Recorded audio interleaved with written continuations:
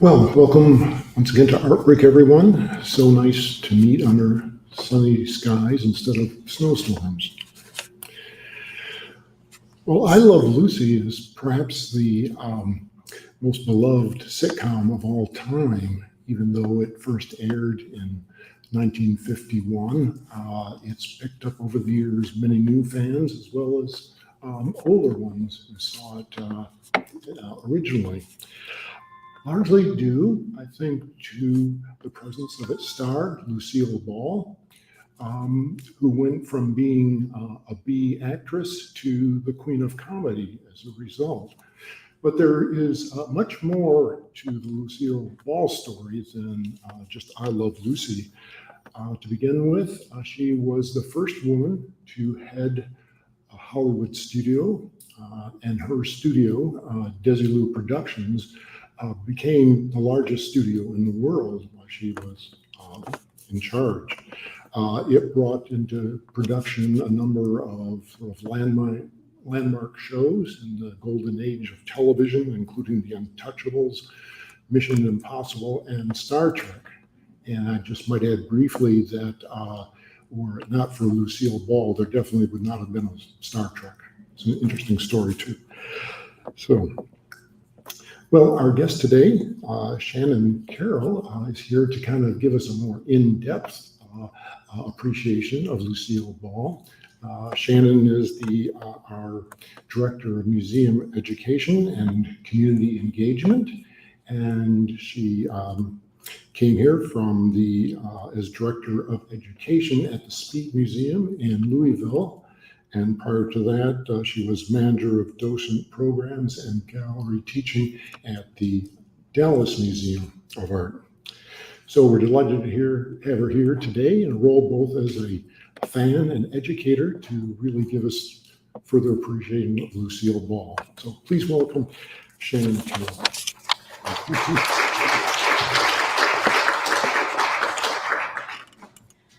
Thank you, Greg, and good afternoon, everyone.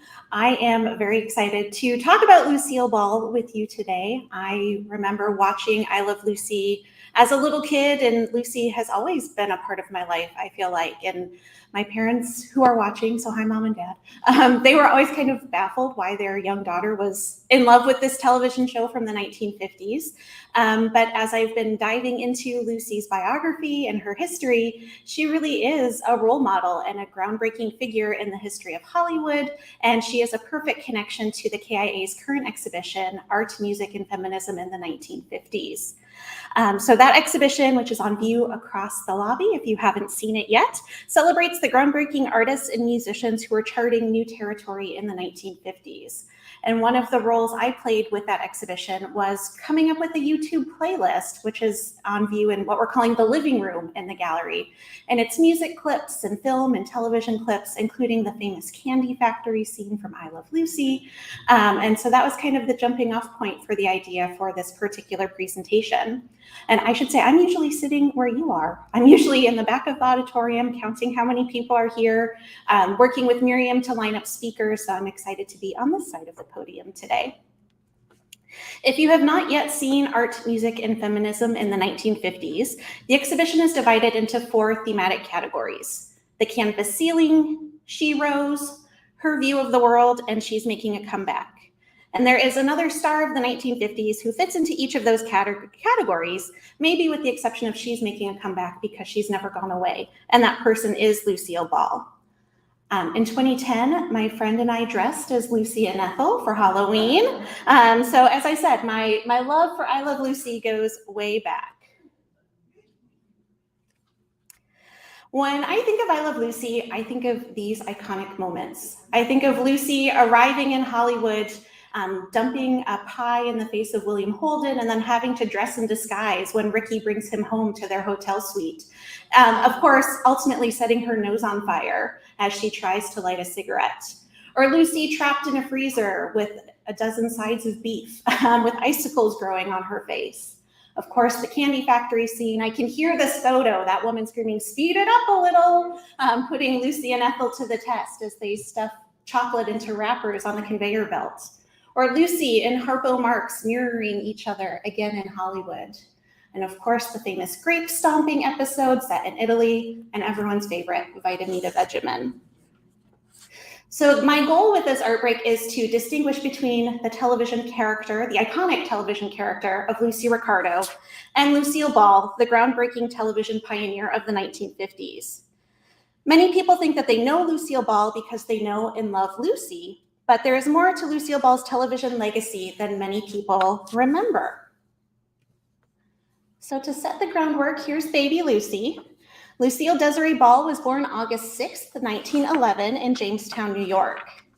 Her father was a lineman for the Bell Telephone Company, so the family moved around a lot during Lucille's childhood, including spending 2 years in Wyandotte, Michigan. Sadly, Lucille's father passed away while the family was living in Wyandotte, and Lucille was only 3 years old. Her mother was pregnant with her second child, Lucille's brother, Fred, and so the family returned to New York, where Lucille's grandparents helped to raise the 2 children. By the age of 11, Lucille knew that she wanted to be in front of an audience. She said, "I knew I wanted to be in vaudeville and I wanted to make people laugh." So she dropped out of high school and moved to New York City to attend the John Murray Anderson Robert Milton Dramatic School, where one of her classmates was Betty Davis. After Lucy passed away in the late 80s, her family discovered an unpublished autobiography. And so the passage I'm going to read to you very briefly here comes from that autobiography called Love, Lucy. Lucy writes, "At the end of the term, the school wrote my mother and said they were sorry, but I didn't have what it takes to be an actress. She would be, quote, wasting her money if I continued. Of the 70 students who began the term, only 12 made it. I was one of the failures." But Lucille was determined to stay in New York City and to make a name for herself. And so she tried first to make it on Broadway as a chorus girl. When that didn't work out for her in the 1920s and 30s, she found success as a model. So you can see Lucille dyed her hair blonde. She is naturally a brunette. I know we all think of her as a redhead, but naturally a brunette. She dyed her hair blonde in the 20s and 30s, and she worked as a model using the name Diane Belmont. Belmont came from the horse racing track, and Diane was just a name she felt was always glamorous, more glamorous than Lucille. So that was how she rebranded herself. She did print ads, but she was also an in-house model for Hattie Carnegie, who was a designer and had a fashion boutique. So women would come in, say, "I'd love to see what that dress looks like." Lucille would put it on and model it for them. And then she also found success at this time in print ads for Chesterfield cigarettes. So she became known as the Chesterfield cigarette girl. In 1933, Lucille moved permanently to Hollywood. She wanted to try her hand at appearing in films. So in 1933, she appeared as a chorus girl in the film Roman Scandals. And yes, this is Lucille Ball in the photo on the left, very scantily clad. She appeared as a slave girl in this particular film. And throughout the 1930s and 40s, she was a contract player for RKO Pictures. And she was often cast in these supporting roles or chorus girl roles. And her nickname was the Queen of the Bees, meaning B movies. In 1940, she has one of her first more prominent roles in a film, this film called Too Many Girls. And it was on the set for this movie that she first met Desi Arnaz.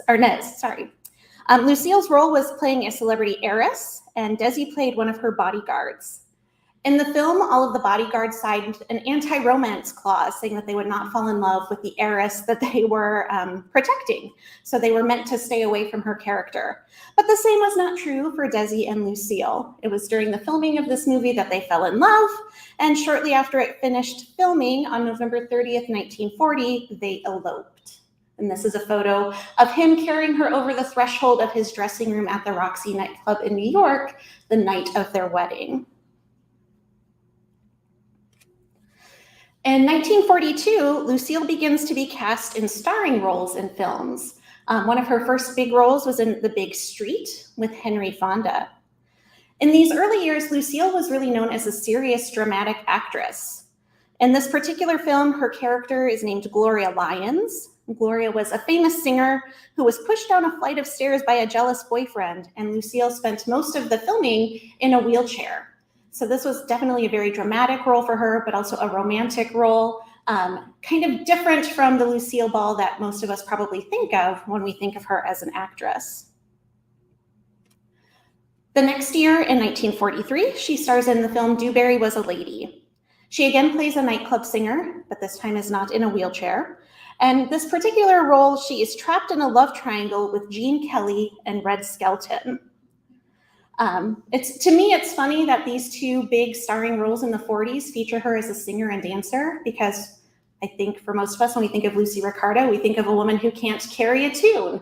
But Lucille actually had a really beautiful singing voice that brought her success in these early days of her Hollywood career. And it was in the film Dewberry Was a Lady that Lucille really debuted her comedy chops. Again, from her autobiography, Love Lucy, she wrote, "I took the slapstick parts the other starlets spurned and never whined about the siphon water and the pies in the face. I considered myself lucky to be paid while learning a business I adored." So if we think of 1943 as the breakthrough year for Lucille's comedy, it's also the breakthrough year for the other thing that would become her signature, which was her red hair. Although she wears a wig through most of the film, including this fancy Marie Antoinette wig, when her character is not in costume, this was the debut of her fire engine red hair. So all of this has been to kind of give the backstory of Lucille, to kind of bring us up to the point in 1950 where she starts to think about creating something that we all know today as I Love Lucy. And when I think of I Love Lucy, I think of it as many things. I think of it as a story of two best friends. I think of it as one woman's desire to break into show business. I think of it as a story about four friends who get into all kinds of hijinks together. But ultimately, it's the love story of Lucy and Ricky Ricardo. And the show was initially created by Lucille Ball and Desi Arnaz to help save their marriage. And I'll talk more about that in just a little bit. But it's also a groundbreaking series that truly changed the course of television. So before we get officially to I Love Lucy, we have to talk about My Favorite Husband. My Favorite Husband was a radio show that aired on CBS Radio from 1948 to 1951. And Lucille Ball was cast as the role of Liz Cooper. The program centered on Liz Cooper and her husband, George. I thought I had written down the actor's name who played George, and I don't have it written here. I'll come back to that. So it centers on Liz and George Cooper and their friends, Rudolph and Iris Atterbury. And George Cooper was a well-to-do banker, and Rudolph, the husband of their friend couple, was his boss. And Richard Denning is the actor's name, sorry. So the tagline for the show was that it was about Liz and George Cooper, two people who live together and like it. Each episode would usually devolve into a series of wacky antics, all of which were caused by one of Liz's crazy ideas. That probably sounds familiar. The original writers for My Favorite Husband were Frank Fox and Bill Davenport, who also wrote for Ozzie and Harriet Nelson's radio show. But after they had written the first 10 episodes of My Favorite Husband, they departed to work on another project, and they were replaced by Bob Carroll, Madeline Pugh, and Jess Oppenheimer, who would go on to become the executive producer and core writers for I Love Lucy, and they wrote every single episode of I Love Lucy. Yes? Forgive me for interrupting, but were there any recordings of this that we might be able to find of My Favorite Husband? There are recordings of My Favorite Husband, yes. I didn't bring any videos to my presentation today because it's tough to coordinate with the live stream, but if you search My Favorite Husband on YouTube, you can hear audio recording of Lucille Ball as Liz Cooper. Their big sponsor was Jell-O. So as she was announced in every episode, she would come on and say, "Jell-O, everybody." So you get a sense of her comedic timing even over the radio. So yes, there are definitely episodes of My Favorite Husband that you can find online. And My Favorite Husband aired 124 episodes over 3 years. In 1951, CBS wanted to take the success of My Favorite Husband and move it from radio to the new, exciting medium of television. And they wanted to use the same stars, Richard Denning and Lucille Ball. But Lucille put her foot down. She said that the only way she would consider doing the show for television would be if they would cast her real-life husband, Desi Arnaz, as her television husband. In part, this was a power play move by Lucille to save her marriage. She and Desi had been married for 11 years at this point, and they had spent the majority of that time apart. She was working in Hollywood. He was a band leader traveling the country, playing a lot of nightclub shows in New York, but really playing at nightclubs around the country. And so in 10 years of marriage, they had maybe spent a grand total of a year together. She was also desperate for children. She wanted to get pregnant, have babies, start her family with Desi. So her hope was that if they found a project that they could work on together, they would be in the same place long enough to be able to start a family. Despite Lucille's passionate pitch for Desi to be cast as her husband, the network was hesitant. Desi was a band leader with a Cuban accent, and the CBS executives really worried that American audiences wouldn't understand him, and they wouldn't believe that an all-American redhead like Lucille would be married to a Cuban like Desi. So the two set out and traveled the country as part of a live stage show. They performed to sold-out crowds nightly over the course of the winter of 1950 and into the spring of 1951. On the left is a photo from the Roxy in New York. You can see Desi in the white jacket on the street corner underneath the sign with their names on it. And then the two photos on the right are different acts that were part of their vaudeville show. Both acts that, if you are a fan of I Love Lucy, will be familiar to you because they made their way into storylines of I Love Lucy. You see them performing the Cuban Pete number, and then on the right, Lucille seated behind a cello in this character of the professor. So someone who appears and tries to get into Desi's stage act by playing the cello, but really is more comedic timing for the performance than anything else. So based on their sold-out run and the success of their touring show, CBS agreed to add the pilot for I Love Lucy to their 1951 fall lineup. This is also available online. The film quality of it is not great, and I'll tell you why in just a minute. But these are two photos from the original pilot episode of I Love Lucy. In order to really commit their dedication to this project, Lucille Ball and Desi Arnaz paid for the pilot episode of I Love Lucy themselves, costing them a total of $5,000. The pilot was filmed on March 2nd, 1951, which was Desi's 33rd birthday. So this pilot episode is 72 years old at this point. And Lucille was pregnant with her first child, her daughter Lucy. This footage was actually lost for a long period of time and was rediscovered in the 90s in the attic of Pepito the Clown, who helped create that character of the professor that Lucy embodies in the pilot episode. One of the demands that Lucille and Desi made regarding the production of I Love Lucy was that they wanted the show to be filmed in Los Angeles. That was their home base. That was where they wanted to start their family. And at that point in time, every television production was being produced in New York City. At the time, TV broadcasts were done using a process called kinescope. And in the 1950s, the only way to transmit television footage was through that kinescope process. So I'm not going to get into all of the specifics of kinescope because it's more complicated than I understand, but I will give you the basics to help us understand why Lucille and Desi did not want this to be the way that I Love Lucy was filmed. So kinescope is really a way of recording footage through a lens that is focused on a video screen of a TV or a TV monitor. So the photo on the left, you see all of these men behind their tripods with cameras on them, and they are recording the footage that is playing on the television. The best comparison I can think to make is like, this is the equivalent of holding your cell phone up to a TV and recording whatever is on the TV, which I have been guilty of doing. But if you've done that, you know that the sound quality is horrible and the picture is not great. And so in the 1950s, this was the main way that people were seeing television shows, through grainy footage, like the image that you see on the right there, and through sort of garbled sound quality. But this really was the only way to preserve a live television broadcast prior to the use of videotape or film. So some of the early kinescope recordings that survive are things like the wedding of Queen Elizabeth and Prince Philip, and even the coronation of Queen Elizabeth. We have recordings of those historic events because a kinescope was made and sent to Canada, which was a British territory. So kinescope was being used not just for television, but also for broadcasting news events as well. So as I said, Lucille and Desi really wanted I Love Lucy to be filmed on the West Coast. So normally, if a program was originating from Los Angeles, it would be performed live in the late afternoon so that it would air at 7 or 8 p.m. on the East Coast in the Eastern time zone. And then it would be seen on kinescope in the Pacific time zone at 7 or 8 p.m.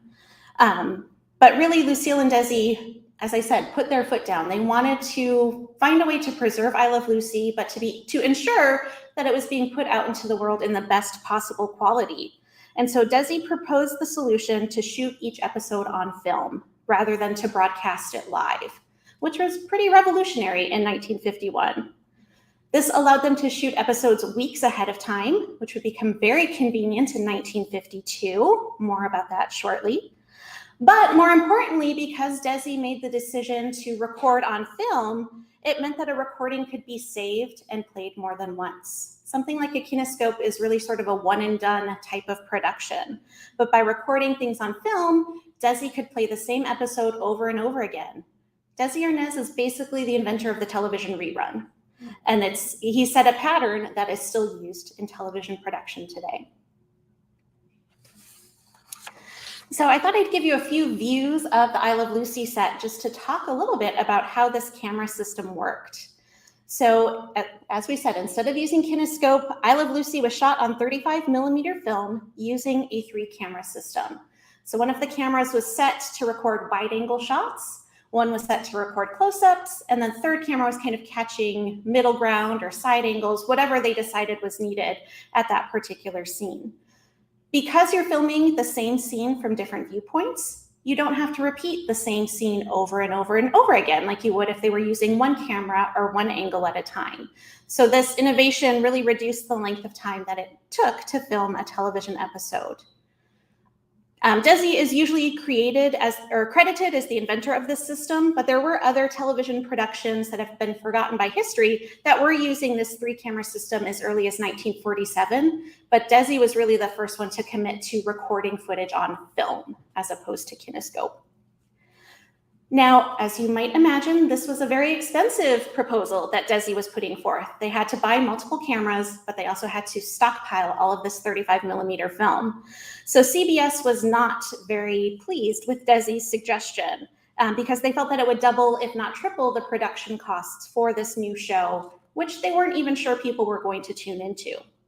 So in order to offset the cost and to really get CBS on board, Desi and Lucille agreed to cut their joint weekly salary from $5,000 to $4,000 on the condition that Desilu, their production company, retained all rights to the show.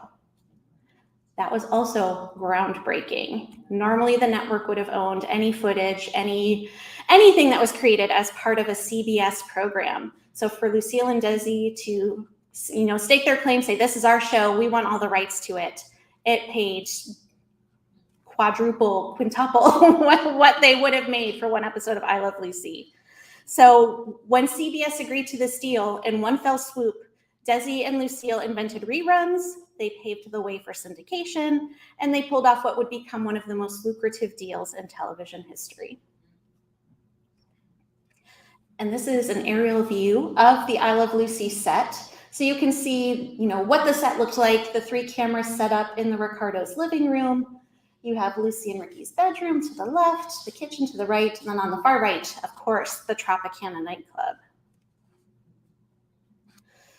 So in going into the production of I Love Lucy, Desi and Lucille had a lot of demands, and demands that paid off for them, very smart business demands, right?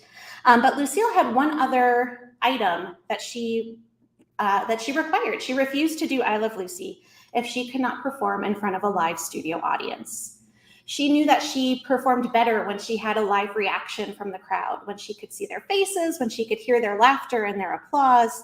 She really treated each episode of I Love Lucy as if it were live theater. And by thinking of it as live theater, and because of the 3-camera system, they could film entire scenes without stopping. And if you read accounts of the production of I Love Lucy, it was rare for a director to call cut before a scene had officially ended. If somebody flubbed a line, they would often work it into whatever else was happening in that scene and just keep going as if it were truly a live production. As Lucille and Desi were renovating the studio at Desilu, where they would produce I Love Lucy, they knocked out multiple walls in order to accommodate bleachers. So they had seating in the studio for 300 audience members to attend each taping. And because things are being recorded to film, a lot of the laugh tracks that you still hear on television programs today are recordings of the audience of I Love Lucy. So as we get into I Love Lucy proper, the pilot episode of I Love Lucy only featured Lucy and Ricky Ricardo. They were the only two characters. The characters of Fred and Ethel Mertz had not yet been created. But the writers and Desi and Lucille knew that Ricky and Lucy needed another couple to interact with. This gave them opportunities for interesting storylines. You could pit couple against couple. You could pit the wives against the husbands, knowing that every disagreement would be wrapped up in a bow at the end of 30 minutes. Originally, Lucille Ball wanted to cast her My Favorite Husband co-stars as Fred and Ethel Mertz. Those co-stars were Gail Gordon and Bea Benaderet, who you see in the photo on the left here. They both had other projects lined up at the time, so they had to turn down the roles of Fred and Ethel. Bea Benaderet is maybe best known as the voice of Betty Rubble on the Flintstones, or I know her best as Kate Bradley on Petticoat Junction, which I feel like is a deep cut television show.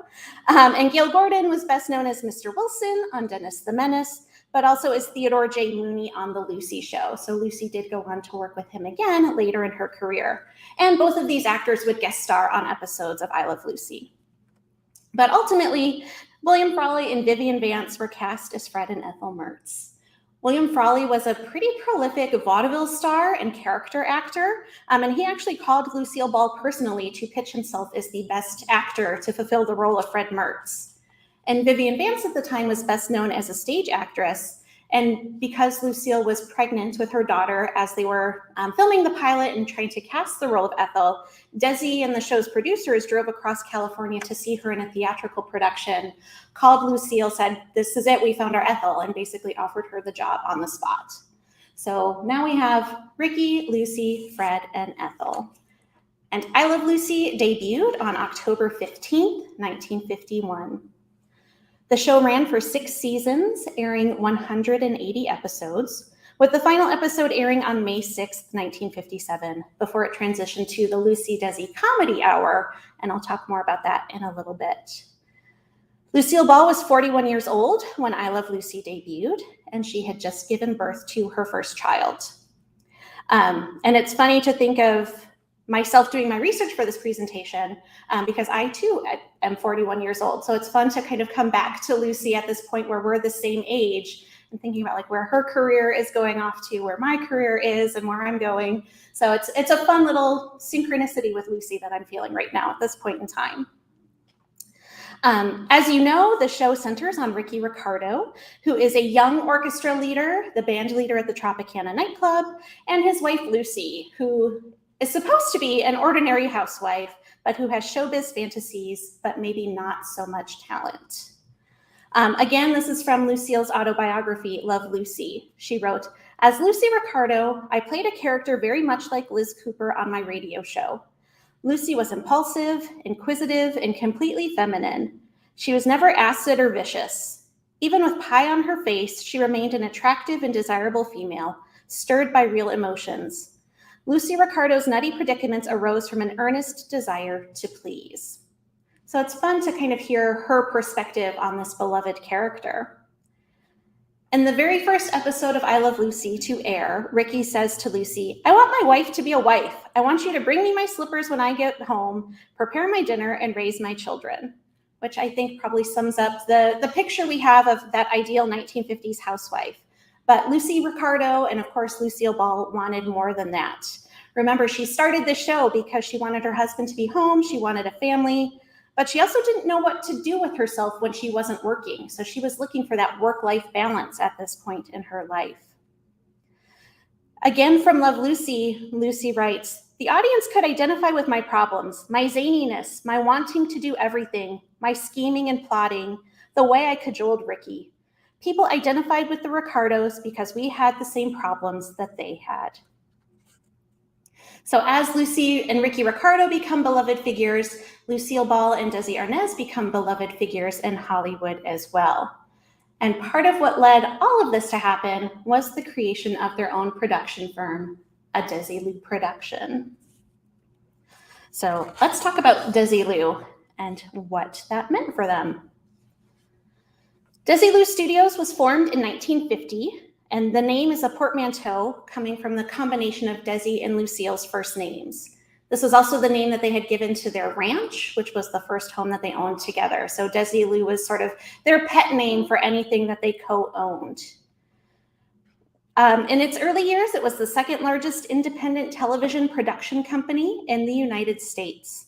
But by 1954, they outgrew their first studio space, forcing them to purchase a new studio in Hollywood.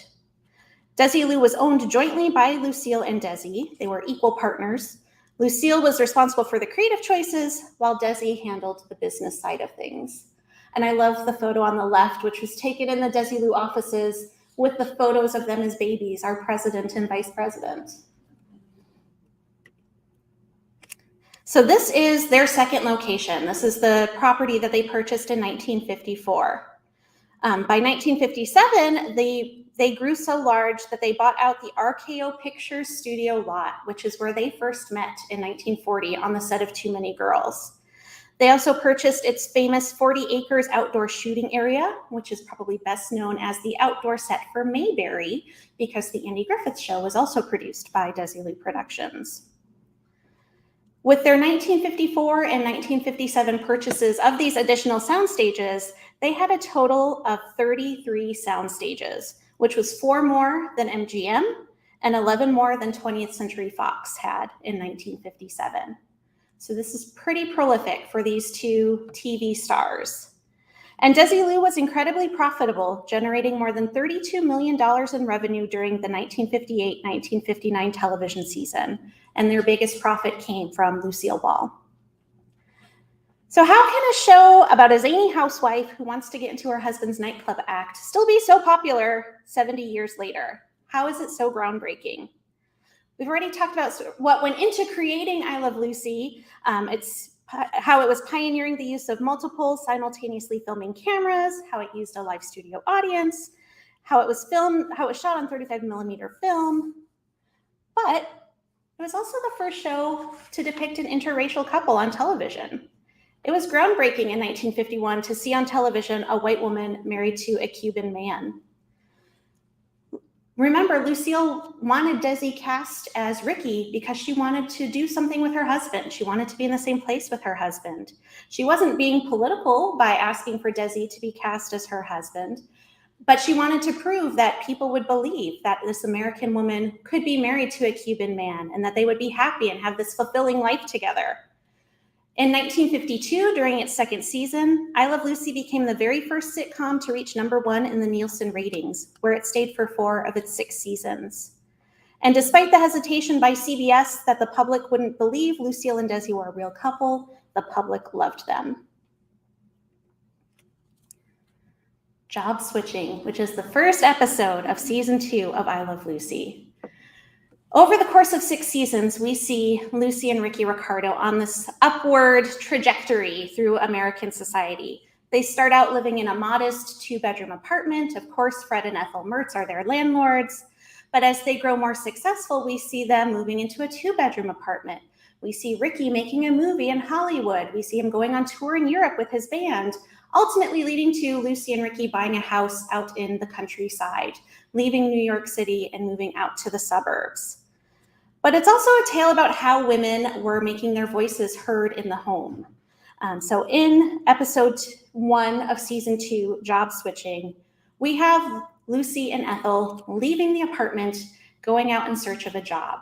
And they have a deal with Ricky and Fred that if they go out and enter the workforce, Ricky and Fred will stay home and do all of the domestic chores that come along with staying in the house. And a lot of people forget that that is the B story of this particular episode of I Love Lucy. We remember Lucy and Ethel frantically shoving chocolate in their mouths and down their dresses, but we don't remember Ricky trying to clean up a pot of rice that is overflowing on the stove because he can't figure out how many cups of rice to add for 2 servings for dinner. Or starching pantyhose before they iron them so that they're stiff as a board and holding them up to show them to Fred. Very proud of the ironing that he has done that day. So what this episode really shows is that for as much as women in the 1950s were expected to be these perfect housewives, the work they were doing was not easy. And it gave us a chance to see Ricky and Fred struggling in this sort of domestic role, and gave viewers of I Love Lucy a new appreciation for what women were doing if they were staying at home. So as Ricky and Fred realize what hard work their wives have been doing, they thank them with bouquets of flowers and boxes of chocolate, which forces Lucy and Ethel to faint onto the floor. So this is just one episode of I Love Lucy where if we think of it from sort of a modern sensibility, we can start to see just how groundbreaking I Love Lucy was as a sitcom. Most people, when they think of I Love Lucy, might think of Lucy and Ricky sleeping in separate beds. But for the first 2 seasons of I Love Lucy, they were actually in 2 twin beds that were pushed together, which led to perhaps the most groundbreaking element of I Love Lucy, which most people either don't know or have forgotten, which is that Lucille Ball was the first woman to be shown pregnant on television. She became pregnant with her second child in 1952 at the height of I Love Lucy's ratings success. And she and Desi just assumed that the show would either be put on hiatus or canceled completely by CBS. They figured there was no way the network would touch a pregnancy storyline with a 10-foot pole. But their head writer and producer, Jess Oppenheimer, really wanted to work her pregnancy into the show. So he and Desi went to CBS to pitch the idea. And CBS said, absolutely not. It's indelicate, it's indecent. We can't even say the word pregnant on television. How would we get around this? And at that point, there was the code of practices for television broadcasters, which prohibited anything sexually suggestive from being on the air. So remember, Lucy and Ricky are technically sleeping in separate beds. So there's no way that they could have ever had a baby.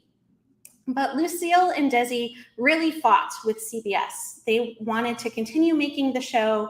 They thought it was important for Lucy Ricardo to become pregnant and for Lucy and Ricky to start their own family as well.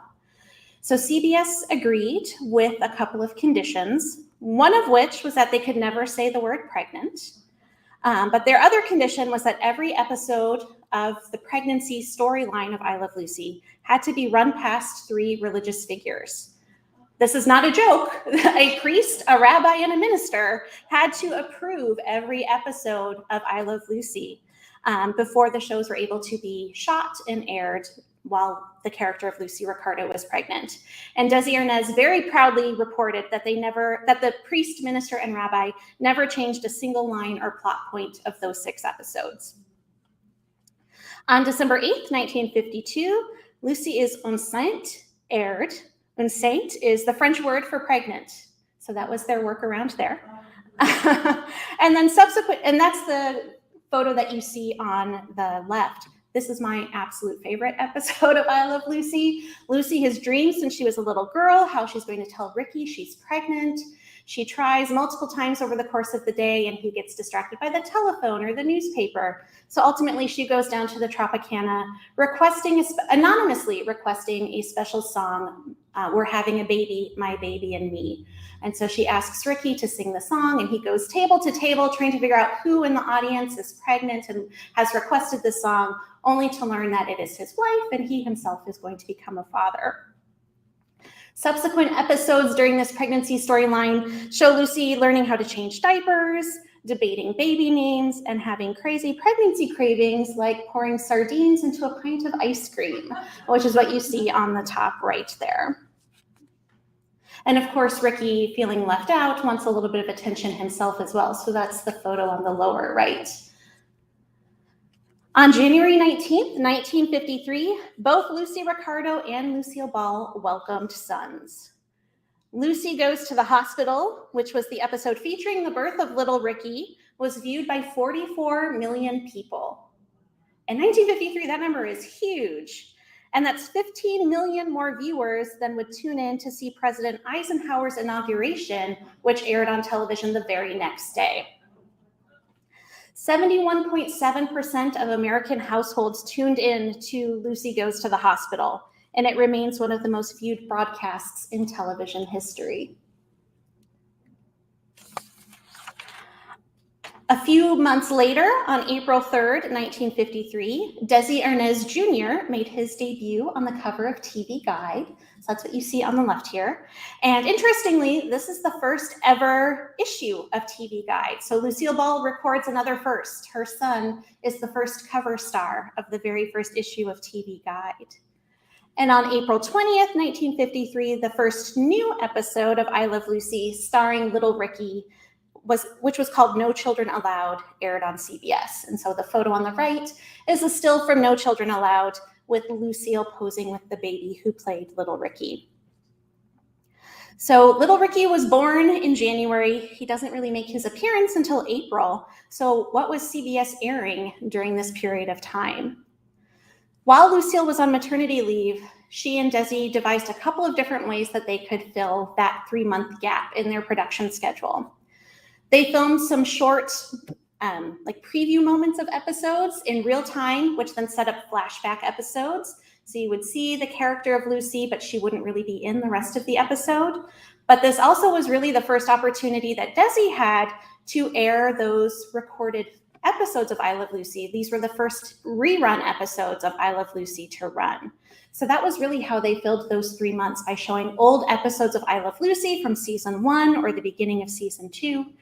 And today we might groan at the idea of a rerun episode, but in January of 1953, this really was a successful opportunity for them because more people had TVs in 1953 than they did in October of 1951 when I Love Lucy first aired. So these rerun episodes, which may have been airing for the second or third time, for most people, they were seeing them for the very first time. The birth of Desi Arnaz Jr. and Little Ricky also brought about lots of tie-in products, including perhaps the creepiest baby doll I've ever seen, which was marketed and sold as Ricky Jr. So this was the 1950s doll version of the character of Little Ricky. But then you can also see an advertisement on the right from the world's most famous nursery to the nursery nearest your heart. So all of these I Love Lucy themed baby products that were being sold. Again, probably one of the earliest examples of products that were made specifically to tie into a television program. So I'm going to pause here for a second because we've talked a lot about Lucille Ball as this groundbreaking figure, but she was also lifting up other women around her in the television industry. And so she is not the only groundbreaking woman associated with Desilu Productions or with I Love Lucy. Irma Cuselli was Lucille Ball's hairstylist, and she was the person responsible with the secret recipe for Lucille's hair dye.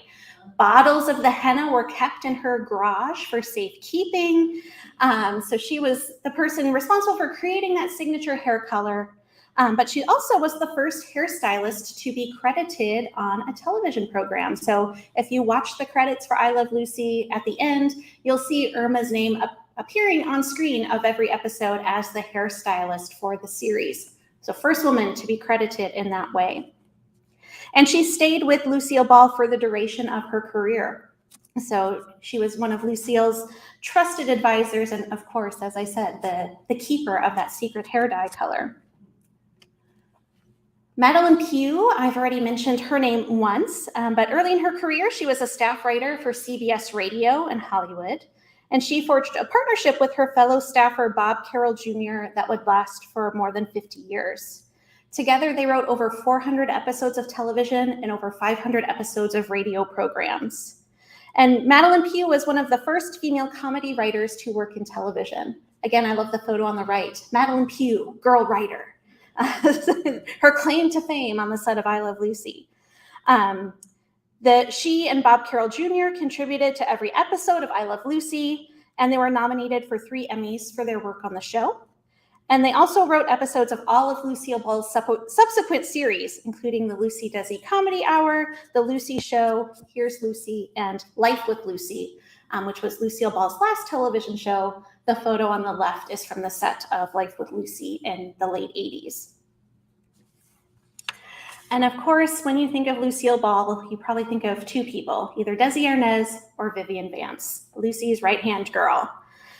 Best known, of course, is her role as Ethel Mertz on I Love Lucy, but she was cast in The Lucy Show, Lucille Ball's follow-up to I Love Lucy. In February of 1954, Vivian Vance was the first recipient of the Emmy Award for Outstanding Supporting Actress. She won an Emmy long before Lucille Ball ever did. And she was nominated an additional 3 times during the run of I Love Lucy. After the Lucy Desi Comedy Hour ended in 1960, Desilu, we'll talk more about Desilu in a little bit, but they needed another hit around 1962. So Desi approached his now ex-wife, Lucille Ball, about starring in a new sitcom. She really wanted to get back to making movies. She thought she had sort of done her thing in television. She had made her mark as Lucy Ricardo. She was ready to go back to the movies. But she agreed to this idea of a new sitcom because she owned half of Desilu and she knew they really needed the money. So she had several conditions that led to her agreeing to make the Lucy show. She said it had to air on Monday nights, which was the same night that I Love Lucy aired, and that she had to have a co-star she could rely on. And the only person she knew she could rely on was Vivian Vance. In the Lucy show, Lucille's character is a widow, and Vivian's character was a divorcee with 2 children. And this was the first time a divorced woman appeared as a primary character on a major US television show. So again, even beyond I Love Lucy, Lucille Ball and her colleagues at Desilu are breaking new ground when it comes to setting these records for television. Vivian Vance was posthumously awarded a star on the Hollywood Walk of Fame in 1991 and inducted into the Television Academy Hall of Fame in March of 2012, along with William Frawley. And both on and off screen, she was close friends with Lucille Ball and remained close friends until her death in 1979. So in 1957, I Love Lucy goes off the air, and Lucille and Desi turn their attention to a new program, the Lucy Desi Comedy Hour. They produced 13 hour-long episodes over 3 seasons, and each episode featured the same cast of characters from I Love Lucy. It still featured Lucy and Ricky Ricardo, Fred and Ethel Mertz, Little Ricky, but each episode also featured a big-name Hollywood guest star. And so Lucille and Desi continued to work together as partners, both as the Ricardos, but also as the president and vice president of Desilu Productions at this time. But things were not going great for them in their personal lives. And it was in 1960, as they were filming the very last episode of the Lucy Desi Comedy Hour, that the two also decided to dissolve their personal relationship, and they filed for divorce shortly after the final episode of the Lucy Desi Comedy Hour aired on April 1st, 1960. The 2 photos on the left here are the very final shot from the Lucy Desi Comedy Hour, the last scene that they shot as husband and wife and as Lucy and Ricky Ricardo. By 1961, Lucille Ball had remarried. Her second husband was a comedian named Gary Morton. She was starring in the Lucy show, and Desi Arnaz was directing almost every episode of the Lucy show. So although they were divorced, they were still very much professional partners. But it proved ultimately too much for Desi to handle, and in 1962, he asked Lucille to buy out his shares of Desilu. She paid him $2.5 million for his shares and became the president and sole owner of Desilu, which also made her the first woman CEO of a major television and movie production company. And she was 51 years old. At the age of 51, she was now the most powerful woman in Hollywood.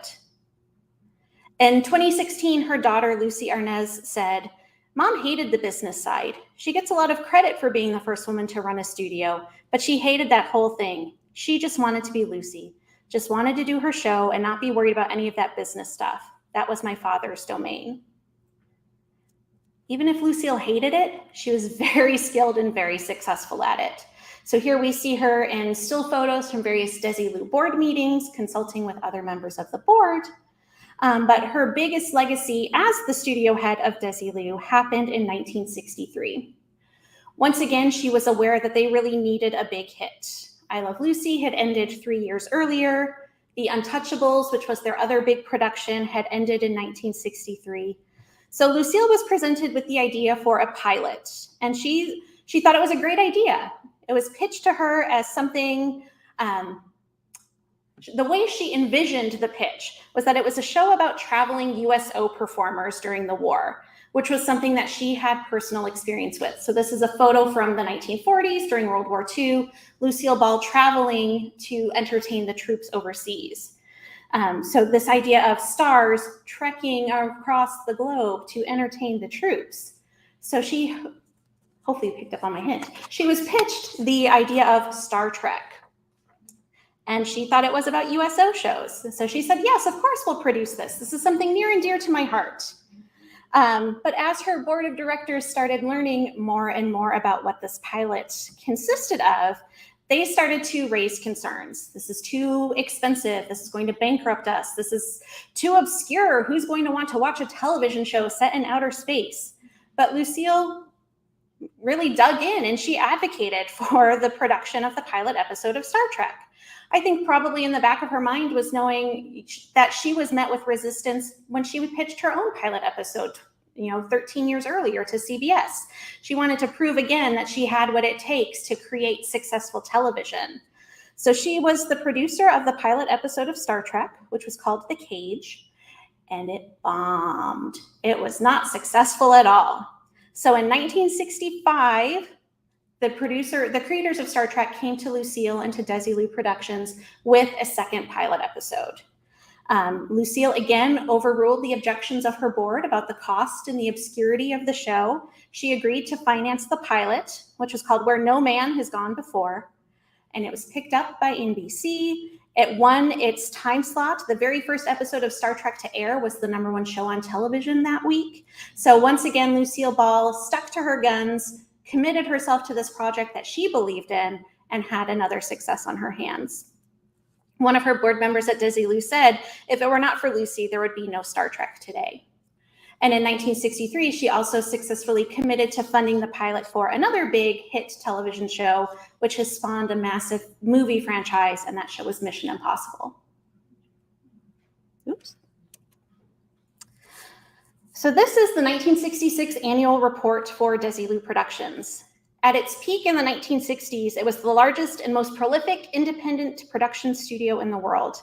They had 3 studio lots and 33 sound stages, and Lucille was responsible for all of it. They were also producing or providing sets for some of the most successful television shows, not just of the 1960s, but of all time.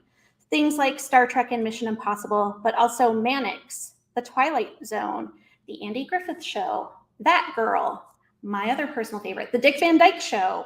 All of these things were Desilu Productions and had Lucille Ball's hands in the mix as they were creating those particular television shows.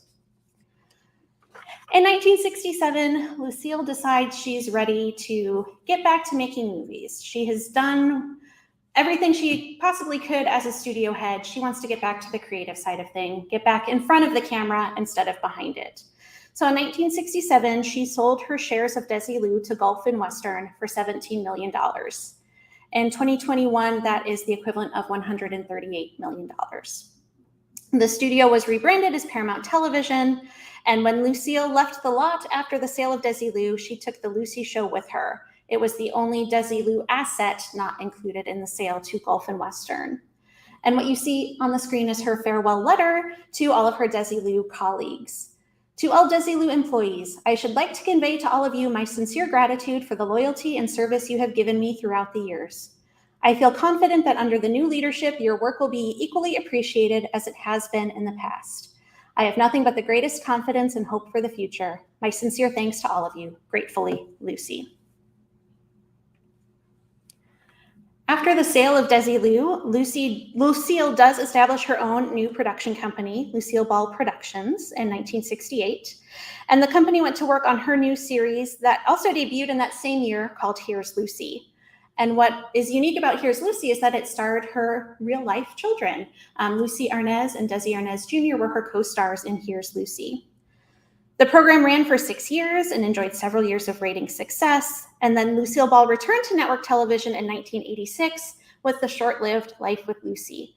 It lasted only 8 episodes before it was canceled, which was a first for Lucille Ball because of poor ratings.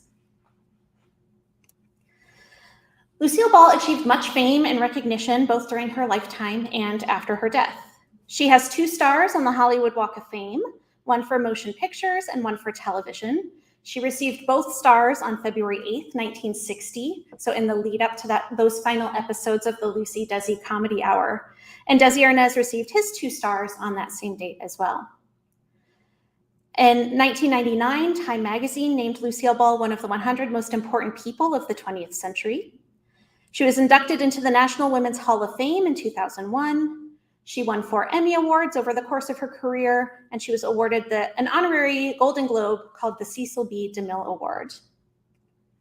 In 1986, she was a recipient of the Kennedy Center Honors, an award she received just 5 days after the death of Desi Arnaz, and she was one of the last people to speak with him before he died. They spoke on what would have been their wedding anniversary, and he passed away 2 days later. Her last public appearance is the photo on the right from the 61st Academy Awards on March 29, 1989, where she presented an award alongside her good friend Bob Hope. Lucille Ball died just 1 month later on April 26, 1989, of a ruptured abdominal aortic aneurysm. Following her death, she was posthumously awarded a Presidential Medal of Freedom by George H.W. Bush. Lucille Ball is often celebrated as one of the greatest comedians of the 20th century, but she was so much more than the zany redhead who wanted to break into her husband's nightclub act. She advocated for Desi Arnaz to be cast in I Love Lucy, making them the first interracial couple to be shown on television. Together, they advocated for Lucy Ricardo to be shown pregnant on television, another pioneering first for Lucille Ball. The show itself pioneered the use of 35mm film, inventing reruns and syndication. Lucille and Desi created Desilu, a studio she would later solely own, making her the most powerful woman in Hollywood in the 1960s. I Love Lucy has been translated into nearly every language and continues to be extremely popular 72 years after it first debuted. And it's no wonder that Lucille Ball was part of the inaugural class inducted into the Television Hall of Fame in 1984. The only woman in that class, once again making her the first woman to be inducted into the Television Hall of Fame. If it's been a while since you've watched an episode of I Love Lucy, I hope that today has inspired you to go seek one out. Take some time this week to tune in and marvel at the groundbreaking, talented redhead who made it all possible. Thank you.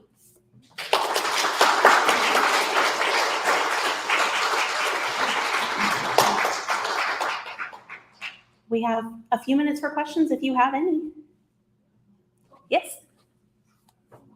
How popular was Desi Arnaz as a band leader? That's a great question.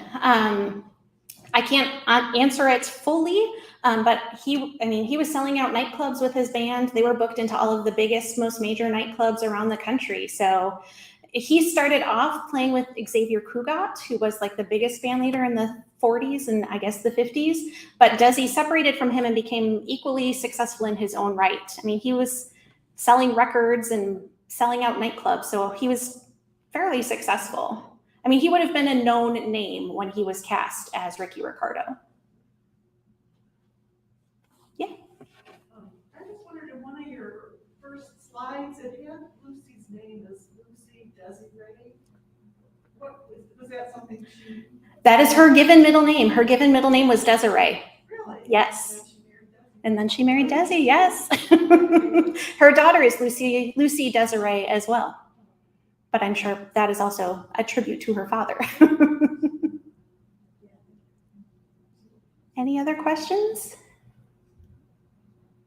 So Shannon, how did you get hooked on it? How did I get hooked on I Love Lucy? Gosh, I remember Lucille Ball dying, which I would have been 8 at the time. So why that's a memory I have, I don't really know. But it was not long after that they started airing a lot of episodes of I Love Lucy on TV and sort of this celebration of her life and of her career. So at the age of 8 or 9, I was probably watching I Love Lucy for the first time.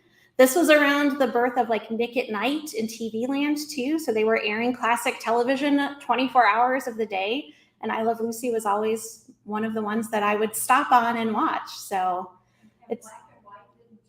No, I mean, my sister and I would come home from school and watch Gilligan's Island and the Brady Bunch. Like we were raised on classic TV shows, but for me, Lucy was always number one.